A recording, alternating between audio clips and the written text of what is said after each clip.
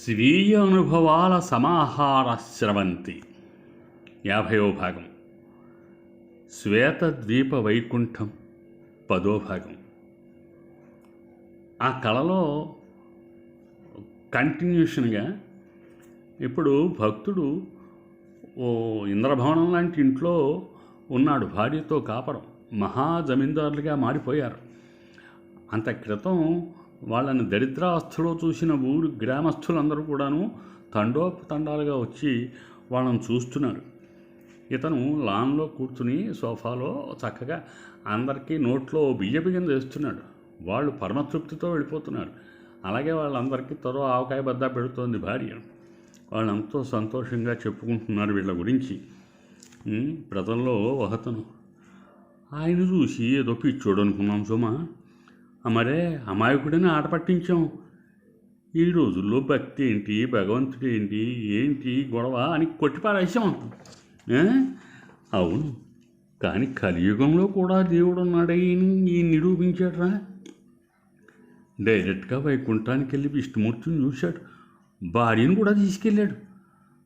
అందుకు ఇదిగో ఈ ఇల్లు కారు ఇవన్నీ సాధ్యం. అంతేనా, ఆకలి తీర్చి అమృతం పట్టుకొచ్చాడు రా. ఒక్క బియ్యపు కింద నోట్లో వేసాడు అంతే. ఇక నాకు ఆకలి వేయటం లేదు. ఈ ఆవకాయ అమృతంతో సమానం. ఆహా, మనందరికీ ఆకలి తీర్చే కలియుగ దైవం రా ఈయన అని జనం వేణువాళ్ళ చెప్పుకుంటున్నారు.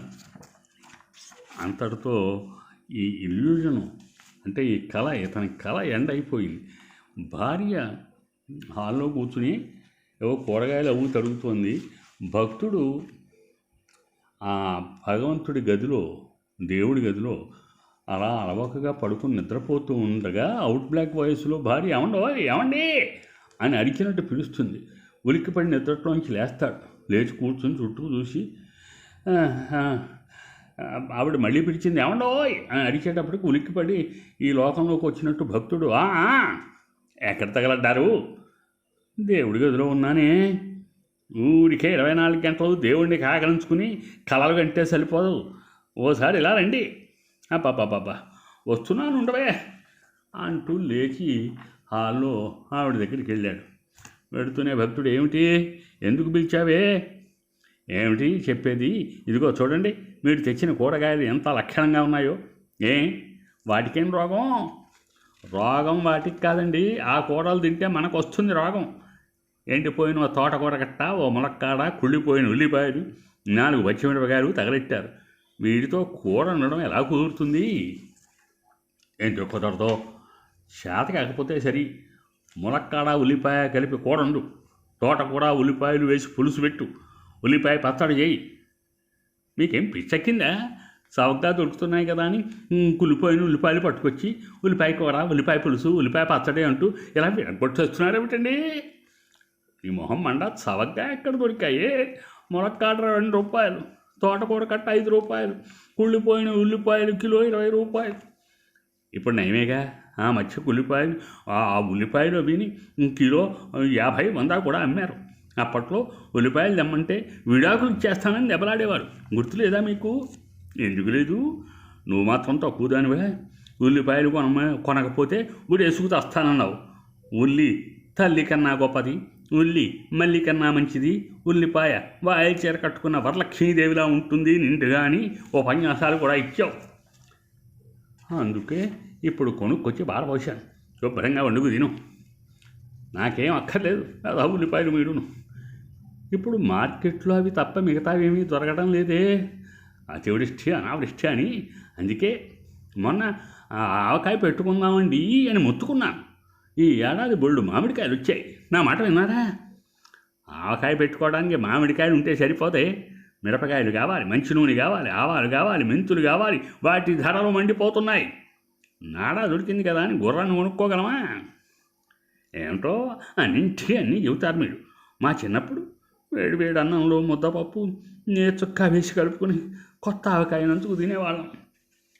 భక్తుడు వెటకారంగా ముద్దపప్పు ముద్దపప్పు కిలో కందిపప్పు ఖరీదు ఎంతో తెలుసా నీకు? నేర్చుక్క నిజ ఖరీదు మామూలు మనుషులకు అందుబాటులో ఉందిటే నా చిన్నప్పుడు నేను తిన్నాను. చక్కగా కొత్త ఆవకాయ ఎర్రగా కలుపుకుని అందులో నీరు చొక్క వేసుకుని మిఠాయి ఉండల్లా ముద్దలు చేసుకుని మింగేవాడిని. మధ్య మధ్యలో ఇంత వెన్నపూస నంచుకునేవాడిని.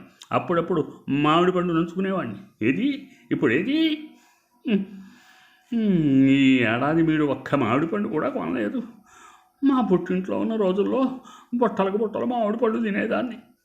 మిమ్మల్ని కట్టుకున్నాక మామిడి పండుగ మొహం వాచిపోయాను. వదిలి మొహం మండా, మామిడి పండు కోసం అలా ఏడుస్తావు ఎందుకే?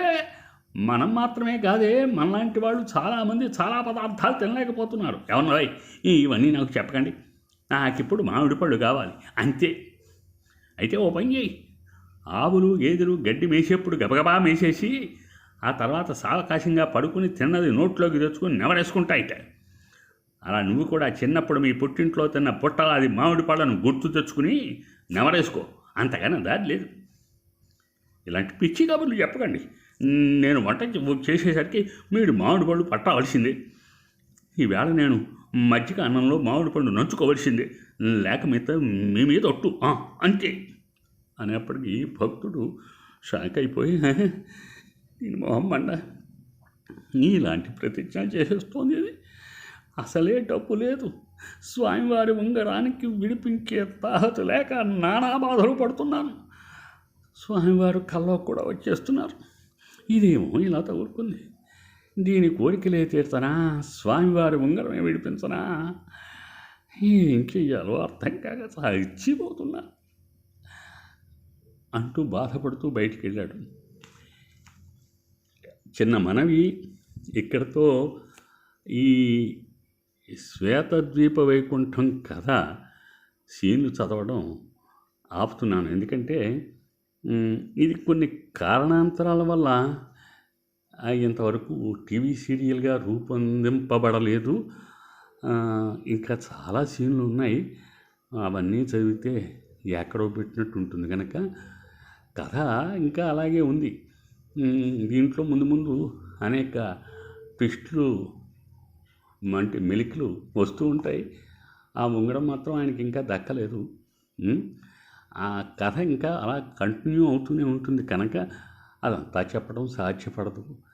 అంచేత ఈ కథని ఇక్కడితో ఆఫ్ చేసి రేపటి భాగంలో మరో కథ చెప్తాను. స్వస్తి. నమస్తే.